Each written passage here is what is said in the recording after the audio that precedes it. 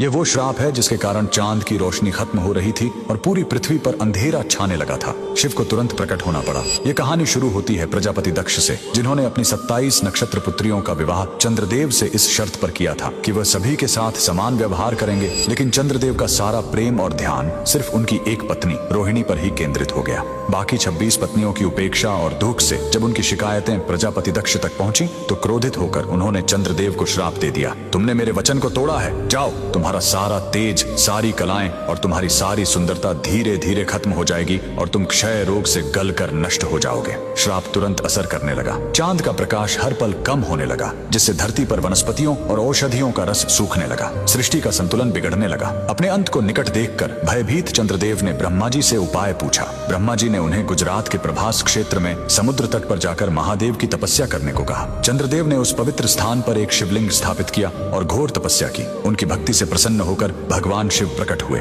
उन्होंने कहा, मैं दक्ष के श्राप को पूरी तरह खत्म तो नहीं कर सकता, लेकिन उसका प्रभाव कम कर सकता हूँ। शिव ने वरदान दिया, तुम कृष्ण पक्ष में 15 दिन क्षीण होगे, लेकिन शुक्ल पक्ष में 15 दिन फिर से पूर्ण हो जाओगे। उन्होंने चंद्र को अपने मस्तक पर धारण कर लिया और चंद्रशेखर कहलाए। और जिस ज्योतिर्लिंग की चंद्र ने पूजा की थी वो सोमनाथ, सोम यानी चंद्र के नाथ के नाम से प्रसिद्ध हुआ। और यही सोमनाथ मंदिर भारत का पहला ज्योतिर्लिंग आज भी गुजरात के वेरावल में उसी समुद्र तट पर शान से खड़ा है, जहाँ चंद्रदेव ने श्राप से मुक्ति पाई थी। लेकिन रुकिए, इस मंदिर का एक और रहस्य है। यहाँ मौजूद बाण स्तंभ यह बताता है कि यहाँ से लेकर दक्षिणी ध्रुव तक समुद्र के रास्ते में कोई जमीन नहीं है। भगवान शिव के भक्त कमेंट में हर हर महादेव जरूर लिखें।